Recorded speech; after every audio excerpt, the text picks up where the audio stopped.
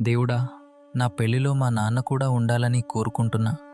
ఉండేట్లు ఆశీర్వదించండి స్వామి. స్వామి, నా పెళ్లికి మా తాతయ్యని పంపండి.